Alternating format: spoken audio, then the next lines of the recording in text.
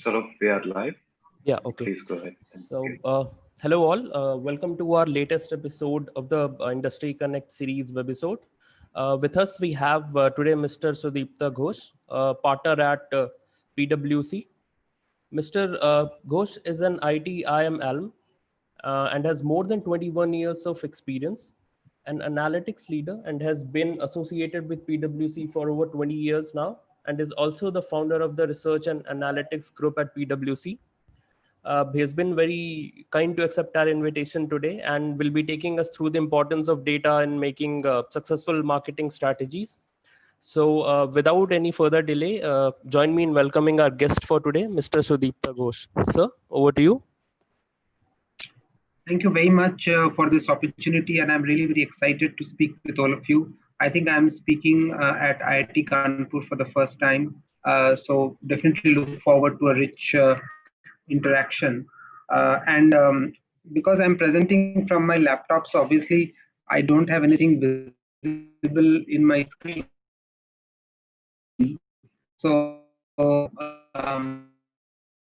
usually what I do is that I want anybody to ask me questions, but I think now it will be save the questions till the end.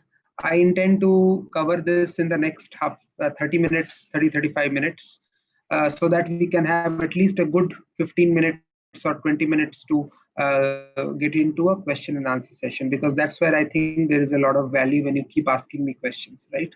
So I'll start it off. I think the session today is data and analytics for a successful marketing strategy. So just to give you a bit of an overview, marketing and sales has been one specific function where data and analytics has been in the forefront since the very beginning.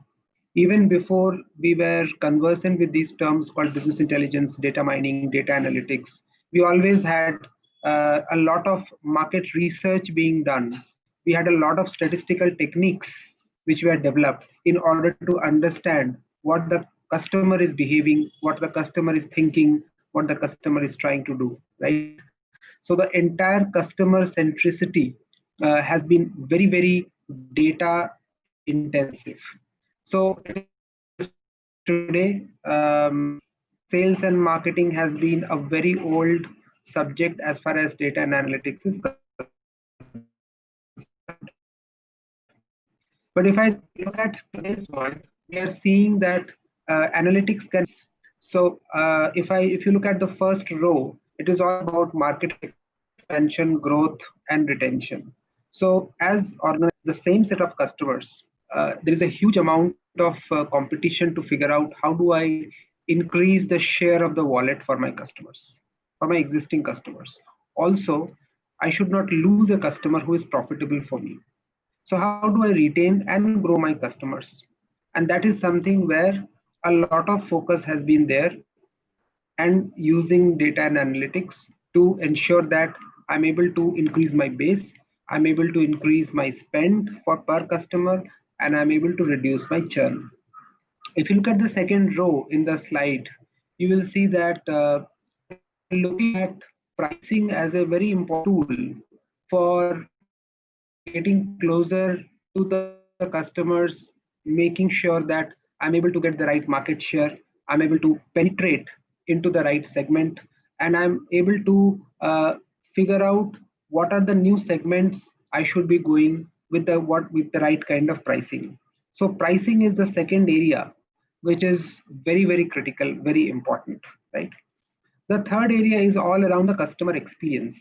So for example, if I am buying something, whether I am able to get the right piece of advice, whether I'm able to talk to somebody if I need to, whether I'm really satisfied about using the particular product, if I'm not happy with the product, and if I've raised a complaint, whether my complaints are going in the right way and getting addressed. So experience, both pre-purchased, during purchase, and post-purchase is very, very critical. And then last but not least is all about creating value from the customers, and looking at customer as not just as a single transaction at a point in time, but looking at it over the entire value, right from beginning when it becomes a customer, all the way till the completion of the life cycle. So you're looking at the customer lifetime value, which effectively means that you are building a complete view of your customers. And in today's world, if you ask me, this is the single most important strategic differentiator for any organization. And data and analytics is a key enabler to ensure that you are differentiated as an organization in terms of managing your customer base very well. Uh, if I look at analytics, what are the different areas which I will be looking at? So, in my opinion, there are 5 areas where analytics will play a very crucial role. The first one, and I'll start from in a clockwise direction from the top right. And this is in no order of priority. So I'll just go from the top and go clockwise. So the first one is channel selection. Now, why I chose channel selection as the first one is because now we are talking about omni-channel. And during COVID times, we are talking about a lot of e-commerce, a lot of online channels, and hence we will find that it is very critical for you to figure out which particular channel, whether it's a traditional general trade channel or it's a electronic channel, and broadly these two are the two competing ones, whether these channels are going to give you the right value for your investment. The important thing is that you also have to figure out whether there is a conflict between the channels. If your product is not priced the same way, if the availability of the product is not there, if the experience is differentiated, then there will be a challenge. So channel selection is one big area which where analytics is definitely used. The second area is Salesforce. Now, every organization will have a Salesforce, and the Salesforce or the sales executives, they have a very critical role to play in terms of meeting the distributors, meeting the end consumers, trying to get a sense of what the market is looking like. So, the entire management of the sales team, and also the fact that if we can be very prescriptive about how they need to plan their day, which clients they need to cover, what kind of products they need to push, it becomes very, very critical. And that's where we see a lot of prescriptive analytics being played out. And the sales team gets empowered because of the analytical inputs. The third one is pricing and promotion. Pricing has become very, very sophisticated now. You're talking about a pricing which keeps changing every minute, every day. And some of these changes in pricing is also not being determined by a human being. There is an algorithm which allows people to change the pricing so that they can optimize their profitability and the market share. Now, in many other industries where you are not directly reaching out to consumers, but you're doing it through a trade channel, trade promotion and discounts are very, very critical because there is a huge amount of leakage of money which goes in because of these promotional schemes. And if you're not able to understand the return on investment of these promotional schemes, it will be good money going down the drain for many organizations. So, figuring out the price elasticity of demand, figuring out the return on investment on promotional spend, you need a lot of data and analytics to help you take the right decision, not just on the basis of gut feel or on the basis of what your competition is doing. The next one is customer segmentation and targeting. Needless to say, today we are talking about a segment of one. We have gone to that level of detail. So we are really identifying each and every customer by their behavioral psychographic parameters. We are trying to cross-pollinate the data about the customer from multiple sources, internal and external sources. And we are constantly trying to figure out which customer segments or which types of personas are best suited for my product. Any product launch which I do, which particular segment should I reach out to, is governed by the segmentation and targeting. So, huge amount of data-driven decision making for segmentation and right targeting of customers. And last but not the least is the product positioning, which is where you are trying to design a product and you need to position the product in the right way for the segment. And there it's very critical that at the time of designing a product, at the time of positioning a product, you have a lot of backup in terms of the data, that how this particular product will be perceived by that segment, and if it is not, then how quickly can you take the right corrective actions.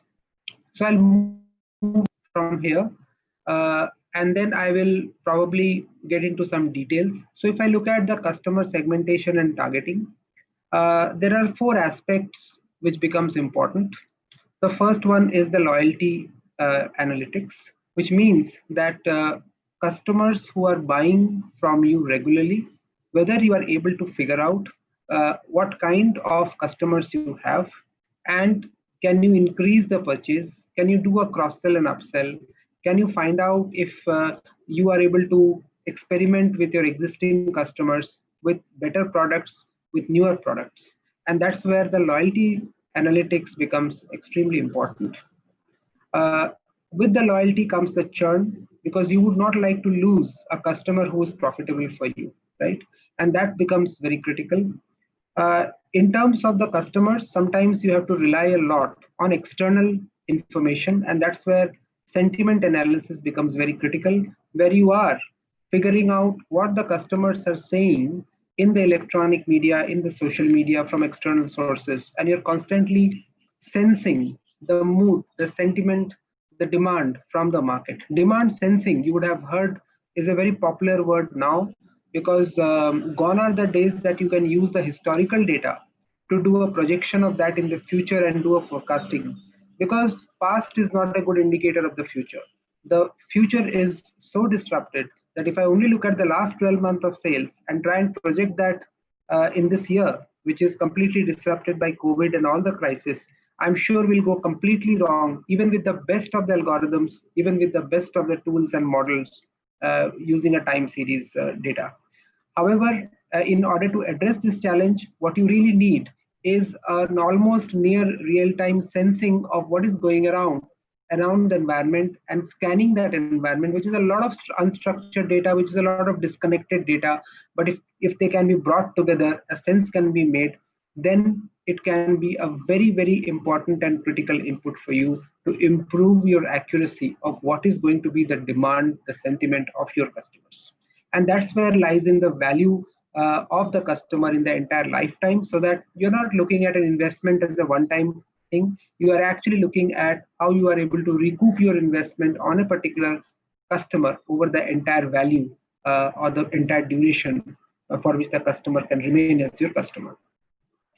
There are some case studies, and I'm happy to share the details with you because they are a little detailed. So this is a case study where analytics was used in order to improve the customer segmentation and reduce the churn. So this was primarily to ensure that if you are coming up with a new campaign for preventing the churn of the customers, can you increase the campaign take-up rate, which means that you have launched, say, a promotional offer, and you have sent those promotional offer to your 100 customers. Now, if those 100 customers, they were only out of 100, there were only 3 or 4 or 5 who were taking up those offers, then that's not a very successful campaign strategy. So then what you have to do is to then segment that 100 and figure out which 100 you need to send, make it more targeted, and ensure that for each of those targeted segment, you have a very customized campaign which you are running for them. And you by doing that, in this particular example, there was almost a 6 to 7-fold increase in the uptake of the campaign, and that's where you can see the power of data and analytics. Moving on, this is the second example where there was a lot of focus, and this is particularly for consumer products and goods, where it required a complete scanning of what the customers are saying about the product. And interestingly, because you are also scanning what they are generally saying, you also get a very good idea about what people are saying about your competitors' products also. So it's a great level playing field where you get information about not just your products, but also your competition. So you can do some kind of a benchmarking between your product and your competitor's product. And if you are not the market leader, then that benchmarking exercise becomes very helpful. The second place where social media is very helpful is on the experience of the particular customer. So if the customer is not happy going to the store, or not happy with the product, or has raised a complaint but has not received a response, then they really get very angry nowadays, and then they will send all of that in Twitter, or they will send it in other social media. So it's very important to constantly sense that if your customers are generally happy or they are not happy, and if they are not, then you have to take some immediate course corrections to do that. Right? So that way, social media intelligence is something which is very important. And the third aspect of social media intelligence is getting new ideas, what we call as crowdsourcing. So for example, when you scan the environment and you're looking at the comments from the social media, from the customers, you figure out that your customers are actually telling you where to change, where to improve, and some of the ideas which they come up with can be very, very critical for you for your own innovation and your new product development. So that's the third aspect which becomes very important when you're doing social media intelligence.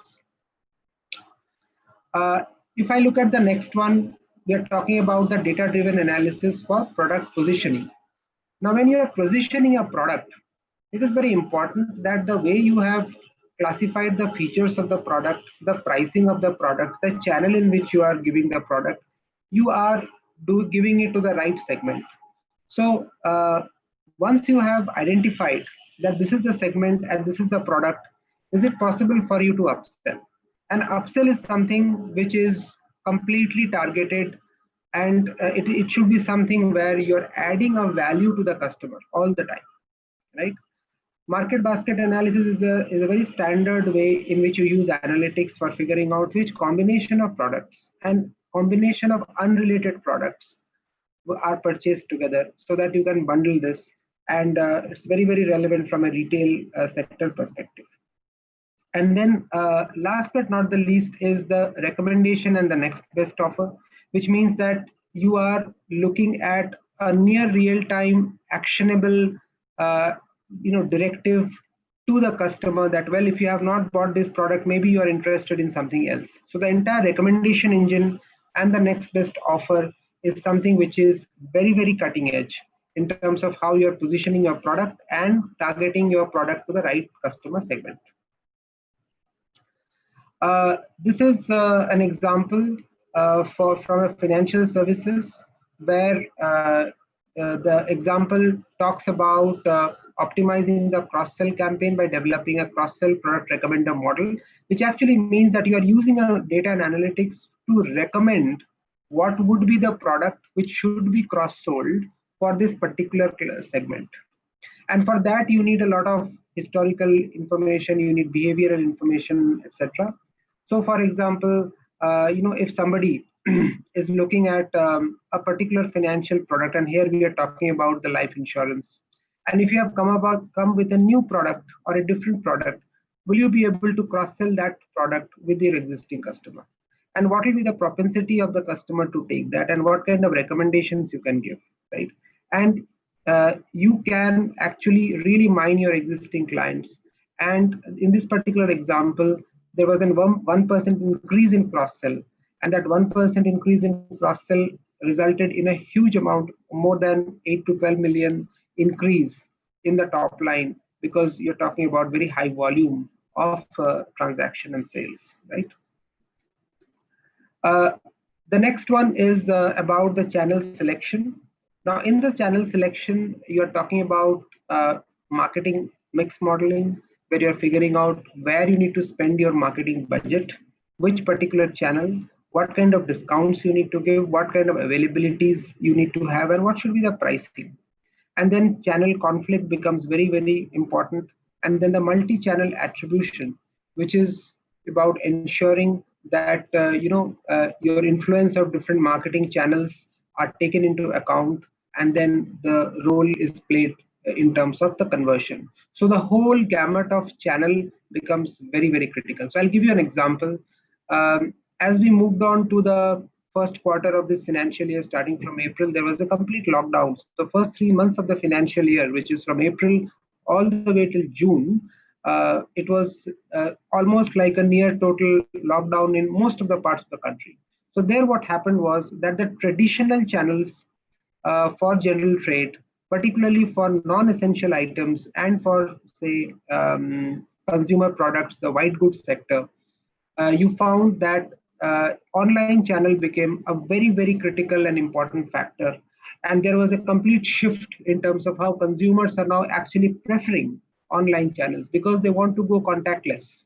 They really do not want to go to any shop or talk to anybody. They just want to browse through the internet, and then they would like to place the order and they should be able to receive it.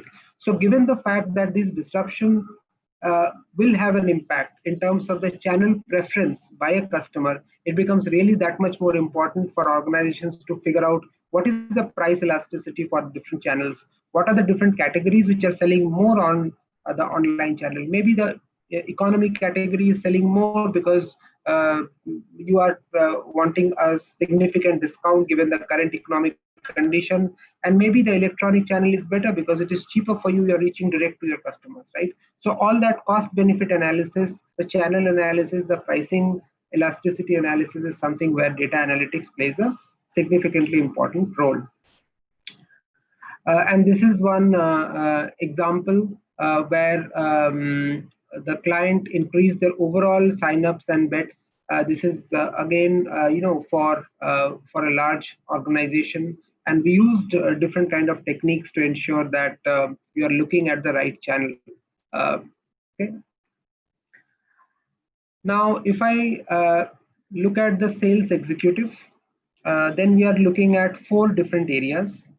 We are looking at retention and attrition risk. So you would know that this is a challenge which most organizations face, where the turnover and retention of people, particularly their sales force, is always a challenge.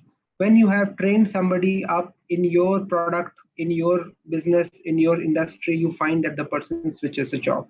And when he or she switches to an organization, more likely than not, they are joining your competitor. And if they are joining your competitor, then it is a double whammy for you, because not only have you lost a good salesman in your organization, your competition has actually acquired a very good salesman who is now going to attack on your product line.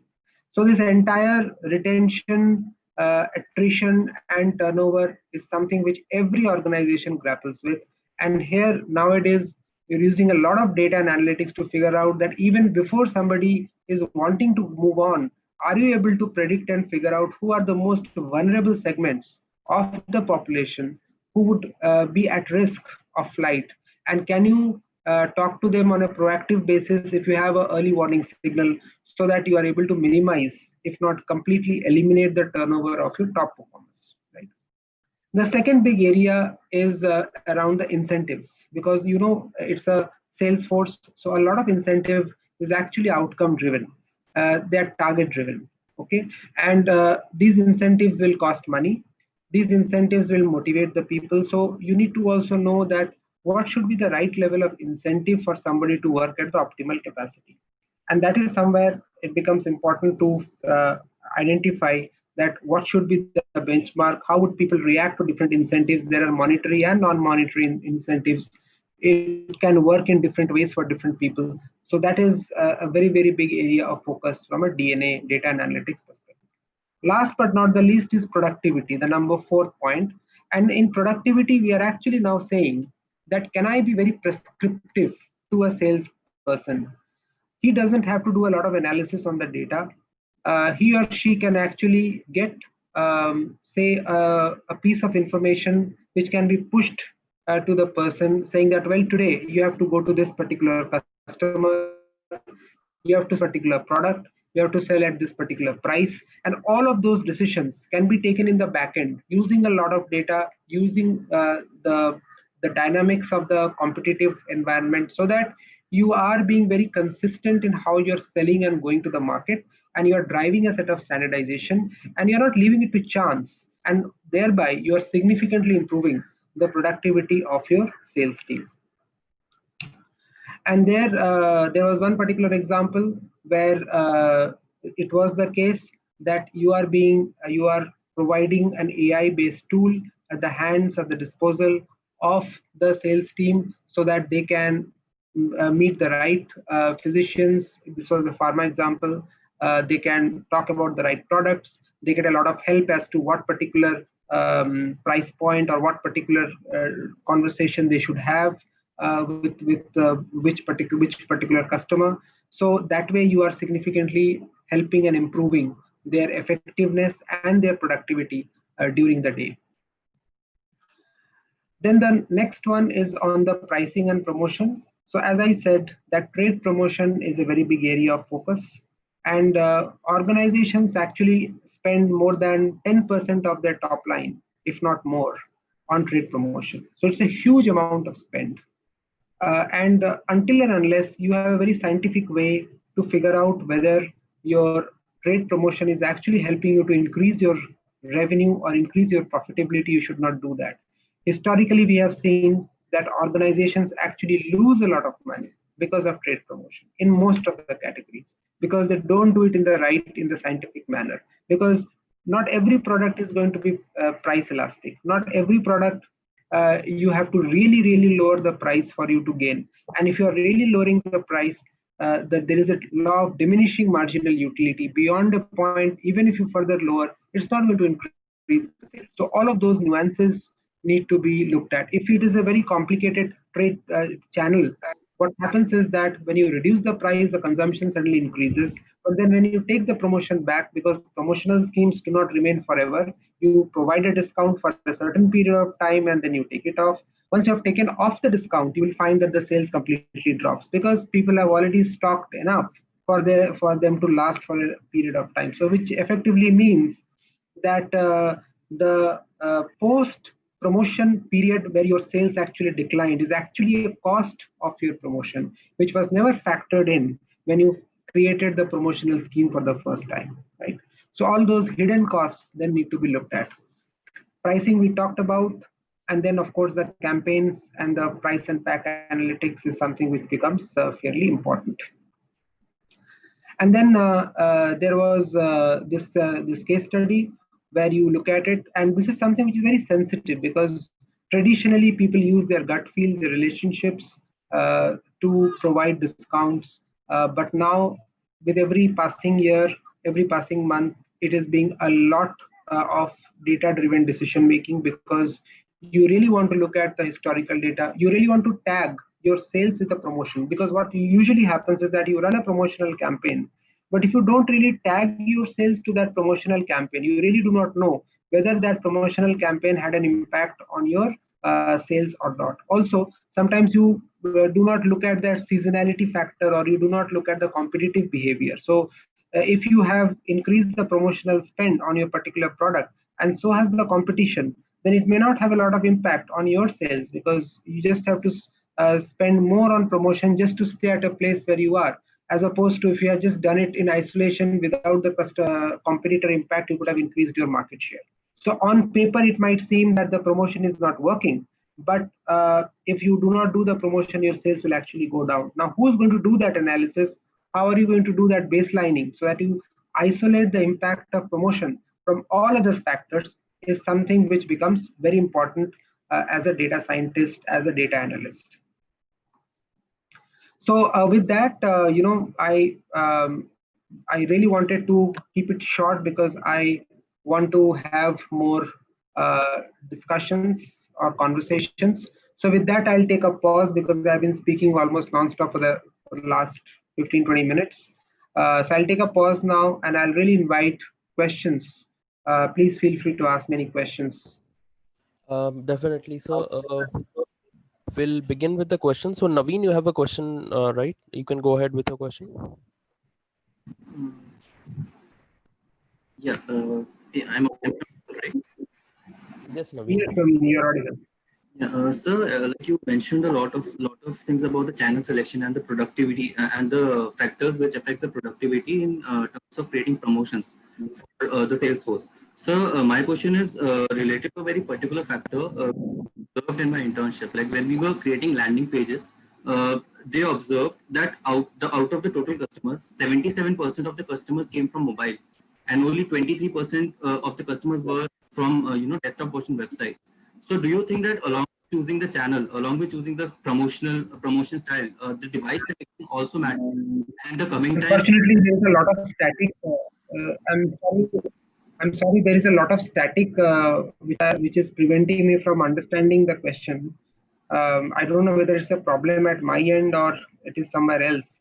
But there is a lot of static in the communication. So I do not know whether when I'm speaking, is there a lot of static or you are able to understand me? sir, like Naveen, can you just speak a little clearly in your microphone? Get your microphone to your mouth and can you speak once? sure, I'll do that.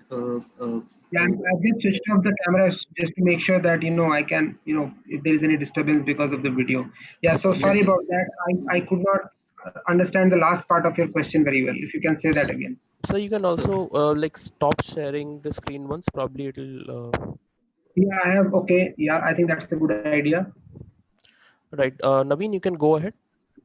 okay. So, sir, my question was related to that along with choosing the channel, along with choosing the promotional style, is choosing the device also going to have also have an important significance while making the marketing? Because what like in a particular project that I was working on, I realized that when we were creating landing pages for attracting customers, only 23% of the customers were from desktop version websites.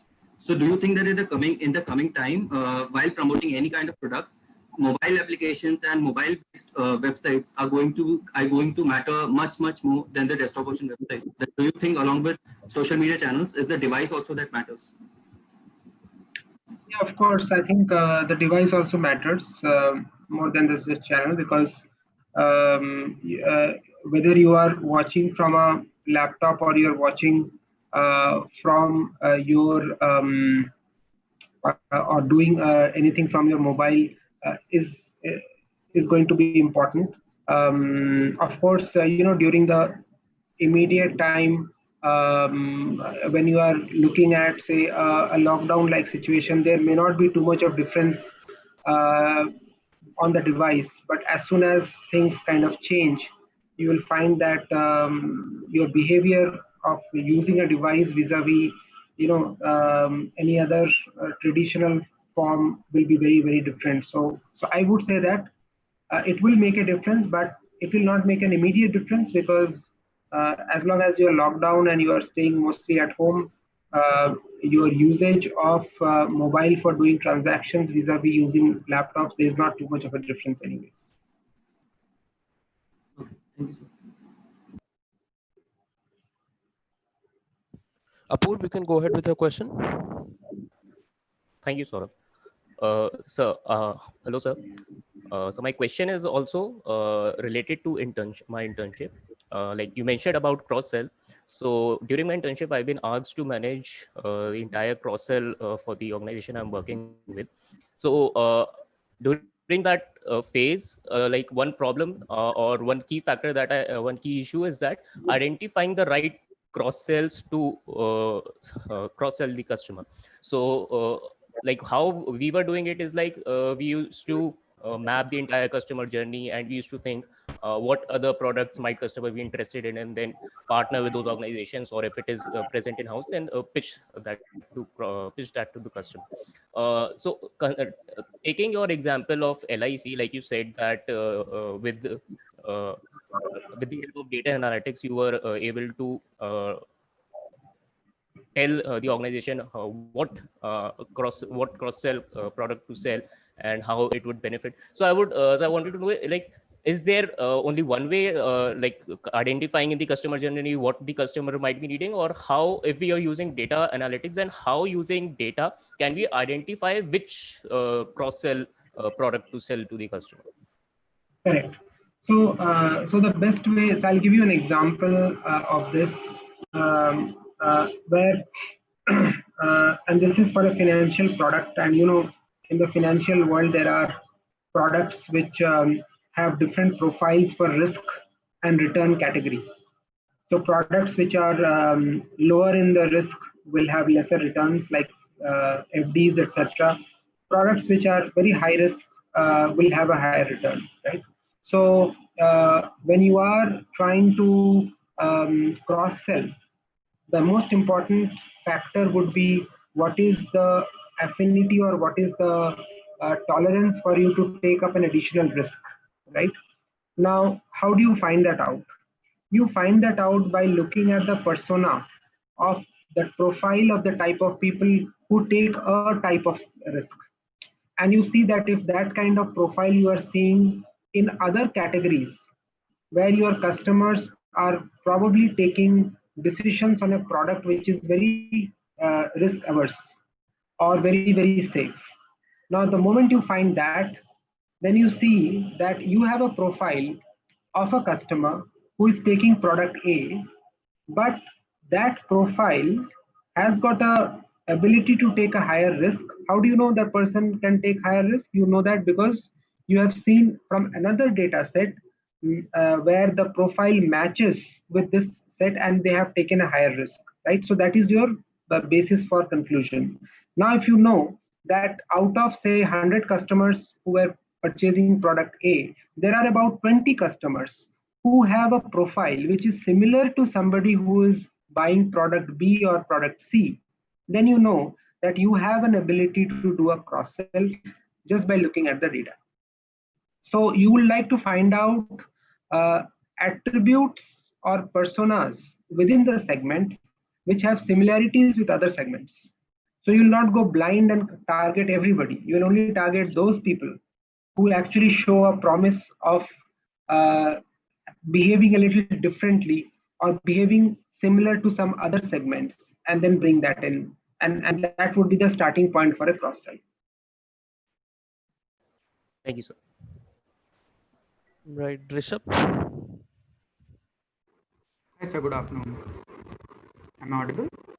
Yes. Yes, Rishabh. Sir, I wanted to ask, how does the approach for consulting firms change in terms of using data for customer analytics when they're dealing with B2C clients and B2B clients? Because their approach for targeting customers is quite different. So how does that change for consulting firms?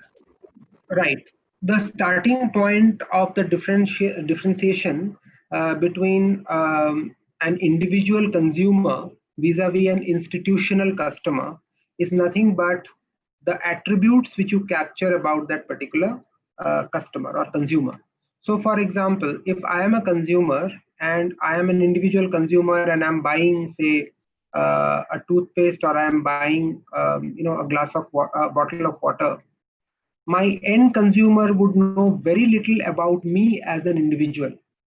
So they will have to look for a slightly broader aggregated view in terms of what is my income profile, or where do I live, or whether I own a car or a flat, and then use that overall demographic behavior, and then also the behavioral pattern in terms of whether I have been buying from the same shop, different shop, this SKU, that SKU. So you're looking at a lot of proxy parameters to understand that individual, because you do not have a lot of information about that specific individual. So the choice of techniques which you apply there are a little less direct. They are more indirect in nature, just because of the nature of the data you capture about that individual, right? The differentiation in the technique comes from the fact that you have different data sets, fundamentally different data sets. The second difference comes in is the sheer volume of the data which you have. So if I have, say, 10 million consumers vis-a-vis 100 customers in the B2B, I'm talking about a completely different size and scale. You may still be able to track your 100 customers in a less sophisticated manner or a less automated manner, but you really cannot have any chance of tracking your 10 million customers in a manual, non-automated manner, right? So the volume of the data becomes a very, very important factor, right? What usually happens is that for an institutional customer, you will have a lot of attributes about that particular customer. You will have a lot of information about the key touch points about that particular organization. Who are the key sellers, right? You will have a lot of knowledge which is there in your organization, but that knowledge may not be articulated or captured in an electronic format, right? So then you will have to dig that out somehow, and then target those customers. However, with all these differences, the fundamental models which you use, which is all around your segmentation, around targeting, around price elasticity, all of those fundamentals remain still the same, because at the end of the day, they are still the customers only. It's only the nature of the data, the volume of the data, the different kind of treatments you have to do on the data itself, because they may not be directly available, is something where it becomes there is a difference, right? So there are some differences because of the nature of the data, but there are also a lot of similarities because you're talking about the similar use cases, because both are customers. Thank you, sir. Great. Vaibhav? Hello, sir. Am I audible? Yes, Yes. Vaibhav. Yeah. So, sir, my question is, we generally encounter, on the ground that a lot of challenges with respect to data lies in the data extraction stage. So, which are respectively harder to extract than the other kind of evident data that is out there.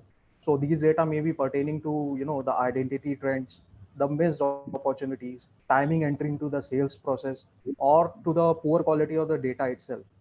So, what can be done to tackle? Right. So you will find that data quality is a perennial problem in many organizations.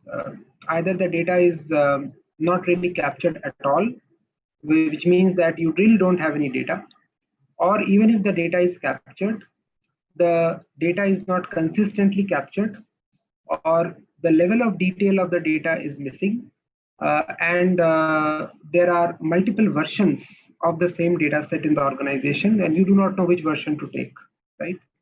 So there are data quality issues, there are data availability issues, there are data granularity issues, and all these issues are there.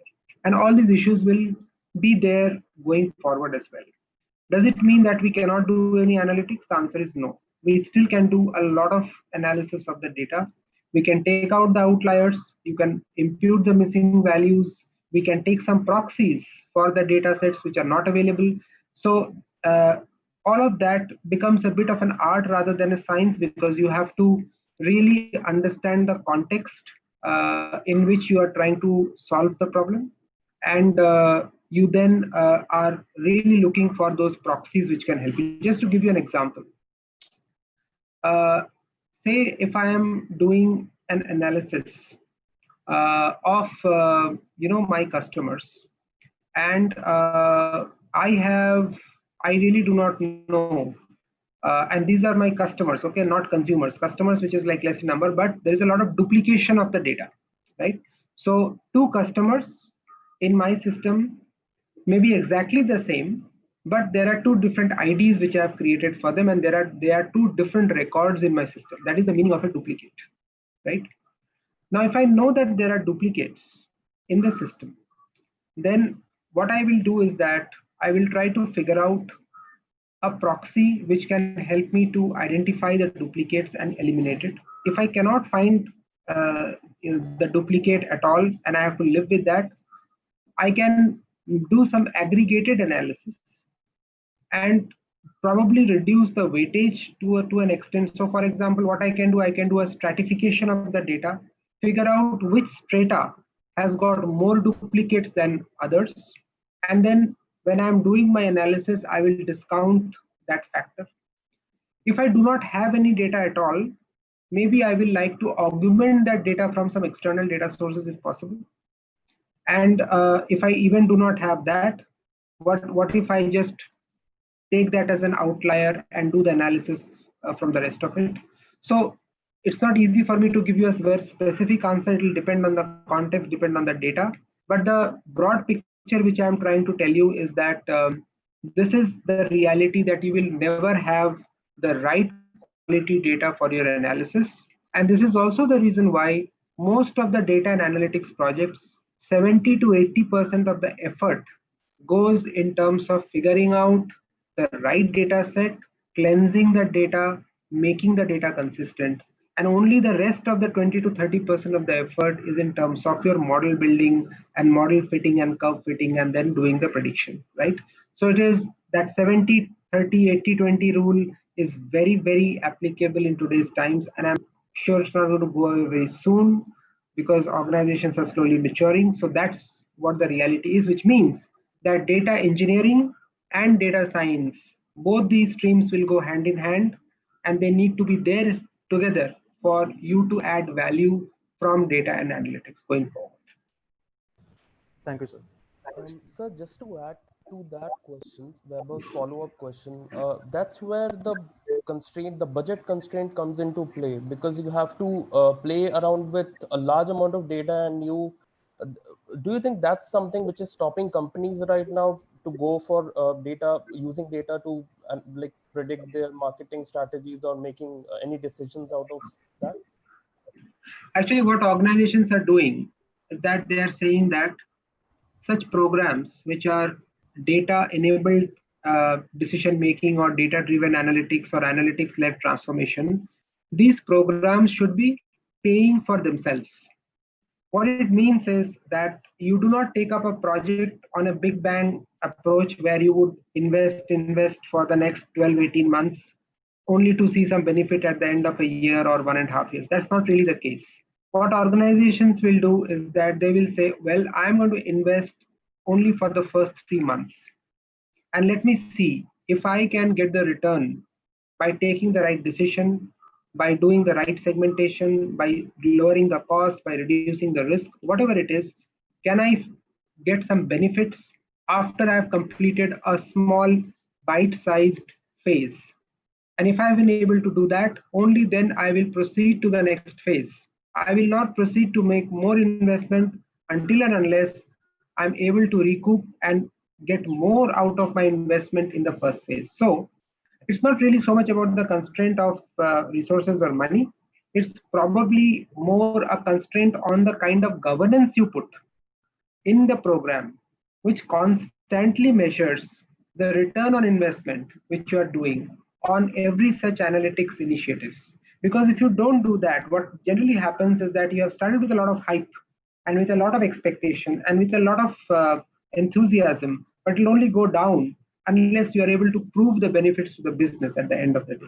So even for the sustenance of a program going forward, you have to break it into smaller pieces, make sure that each of these smaller pieces work before you move to the next phase, and then it becomes a self-funding project for the organization where money is not really a constraint. In fact, you make a lot more money than you actually spend in data analytics, and the ROI can be as high as 10 times or 50 times or even more.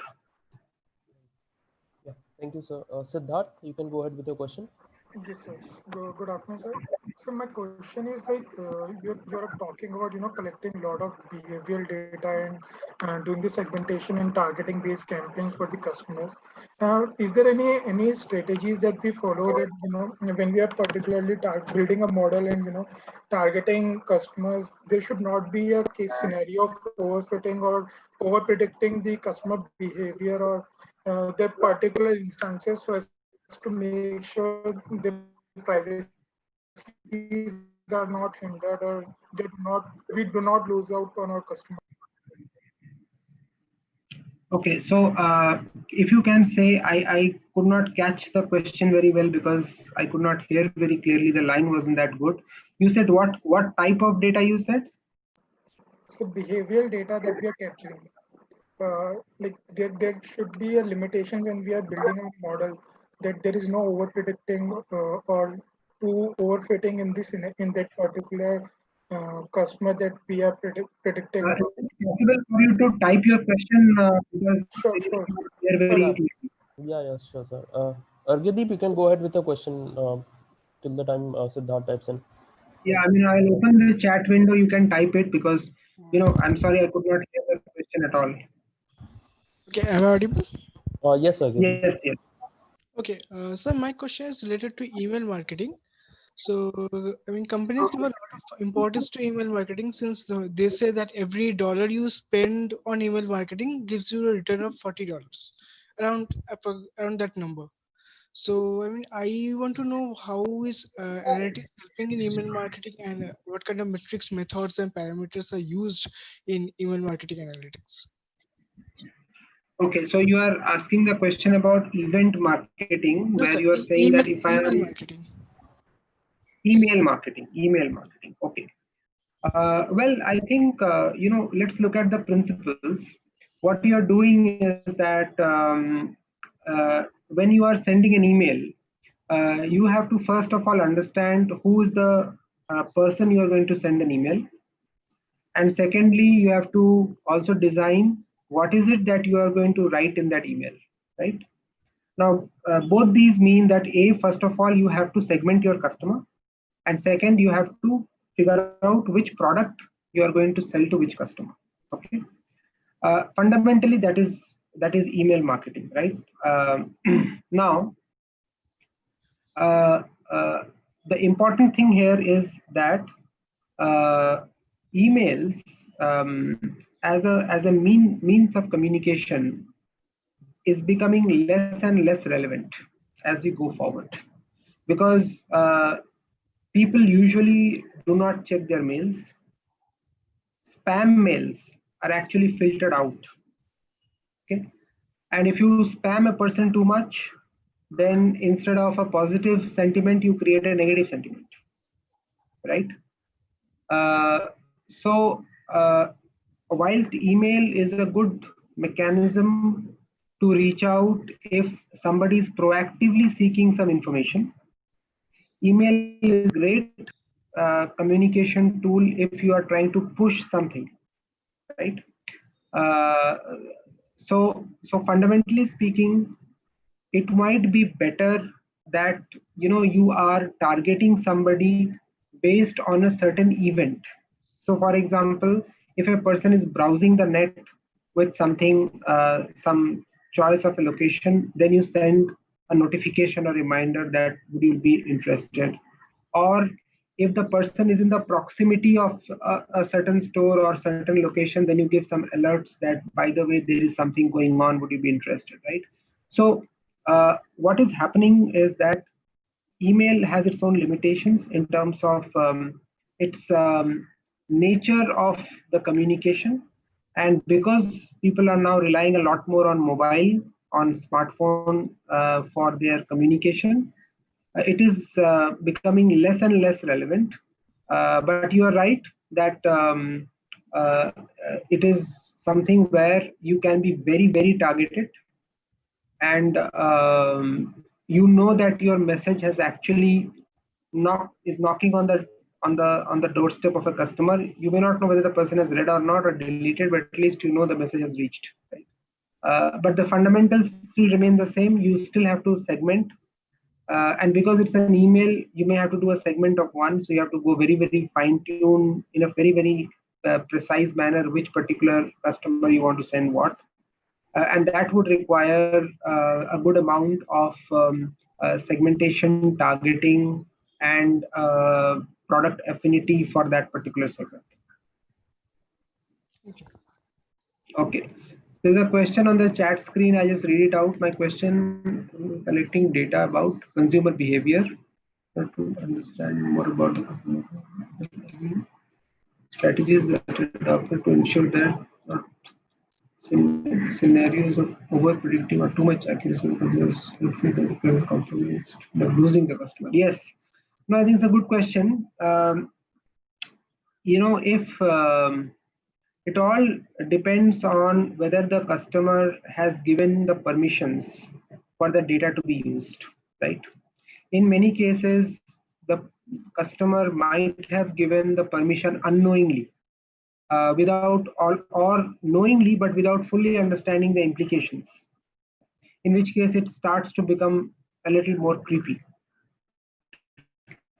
Now, there is no right or wrong answer. It is also very debatable. It depends from product to product. It also depends on the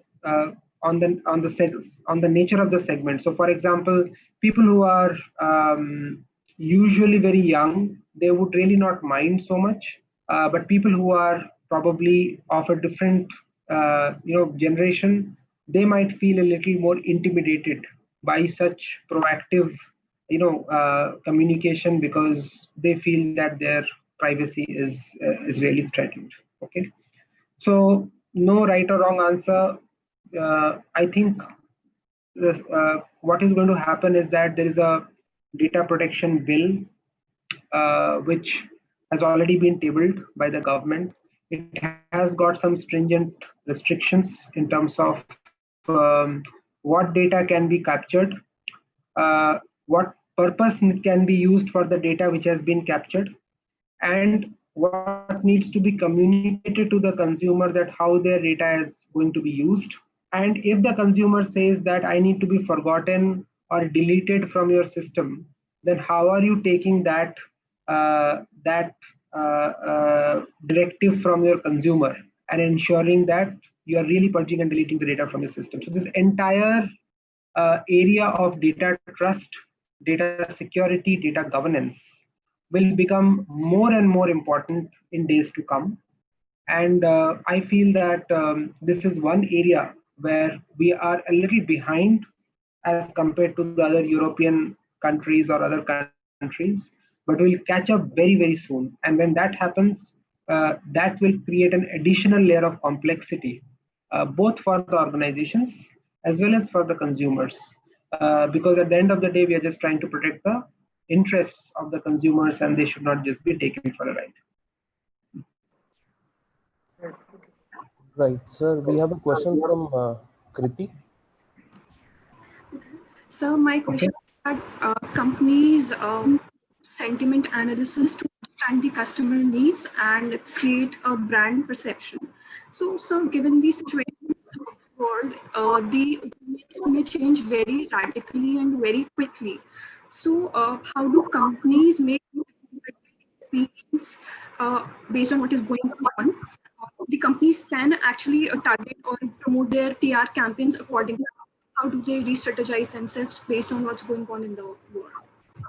Yeah, no, great question. I think you're absolutely right that the preferences and needs and circumstances of the consumers are changing very rapidly. You know, who would have thought that there will be a 4-month lockdown and you will not be able to go out and do your shopping, or you will not be able to, just spend time socially, right? Nobody could have even predicted that. Okay.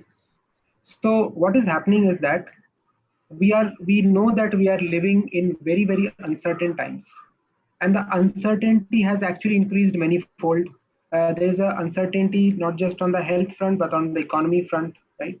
Also on the political front. There are multiple fronts where there is uncertainty, and every day is a new day, so new things are happening. Now what do organizations need to do for that, right? Now historically, if you see, in a very stable environment, if you look at the historical data and you project the historical data to the future, you will be reasonably accurate because your environment is not changing so much. Fundamentally, it is not changing so much. But in the present situation, where the environment has changed fundamentally very differently, the past is not a great indicator of the future, which means forecasting and time series may not give you the right benefit. Okay? So what is it that you have to do? That's where we are saying that we need to look at sensing the demand and then making your organization very agile to react to that change. So you are not able to predict the change, but at least you should be able to sense the change and react to the change. What that means is that every day or every month, if you see that your consumer behavior is changing, they are moving from offline to online channel, they're moving from very, very premium to economy category, they're moving from smaller size of SKU to a larger size of SKU. And if that is happening, you immediately have to take that into account and reconfigure your supply chain. Make sure that your organization is geared towards making those changes happen, and you are able to meet the changing needs of the customer. So a resilient, a reactive organization which is able to make the changes quickly, plan it out, coordinate it well, will actually emerge out to be stronger during times of crisis, because nobody might be able to actually predict what is going to happen in the future. But people who are actually able to adapt faster or remain resilient will actually be the winners going forward. Right. Sir, we'll just take one last question and then we'll proceed to session. Prakhar, you can go ahead with your question. Hello, am I audible? Yes. Hi, sir. So my question is that how do you use analytics to turn the user's broad spectrum of touchpoints on social media into a cohesive customer profile for gaining cross-channel visibility? I'm asking this question because sometimes it happens that companies are more focused into Facebook campaign marketing, and like my customer, like he's more active on LinkedIn or Instagram, so I might not be able to track his like what is in activities on the internet. No, very true. And that is the challenge in the current circumstances, because I might be active in multiple channels, right? Nobody will have a unified view about what do I do in LinkedIn, what do I do in Facebook, what do I do in other social media channels. Nobody will have a view because it's very difficult, even, and there are a lot of restrictions about the usage of the data. For example, if I do something in my Facebook, I don't think a marketeer will have access to that data. There are a lot of restrictions on the usage of the personal data. So to that extent, while everybody says a lot of social media, let us separate the hype from the reality. The reality is that you really cannot use social media for a lot of things because the data itself is not there, or it's not there to the level of detail which you would like it to be. Okay. So what is it that you generally do is that you don't do an either or. You look at doing primary research, which is where you look at the panel data. You also look at syndicated data sources, where people are actually preparing a lot of information about the consumers and the types of people, etc. You also look at unrelated industries. For example, if you have a tie-up with a telecom services provider, they may be able to provide information about the location, the usage, the general profile for you, right? Without having to name that person, they can find a lot just by looking at how you are using the phone, or what kind of calls or what kind of purchases you make, whether it's a prepaid or a postpaid and all that, right? Similarly, if there is an app which has got access to your SMS's messages, they can, and if they can read all the messages, they can do a lot of analysis in terms of your spending patterns, in terms of what is the statement you have in your bank account. They can actually track your entire expenditure and income by just scanning your SMSs, right? So that's another channel. Then you have anyways your own sites where people would be writing to you, and either will be happy with you or maybe sending you complaints. So customer complaint, customer service, etc. is another channel. Then you have channel about your customer feedback. So for example, after every service, you may be proactively taking feedback about a customer after they have purchased your product or purchased your service. So you can see there are already 10-15 different sources of data which you have, right? So the trick is that how do you combine all these different sources and get a meaning out of the data is very critical. So rather than relying on one source or one particular channel and going very deep into it, you then have to rely on a wide cross-section of different types of sources to bring it all together for you. Thank you, sir. Right. So now we'll proceed with the closure of this session. I'd like to thank Sudipta sir for taking out time and helping us, answering all our questions patiently. Sir, this was truly an enriching experience, and I hope you enjoyed as well your time with us. Thank you again for being here with us, sir.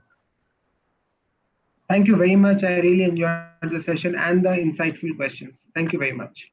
Thank you, sir. Thank you, sir. Thank you, sir.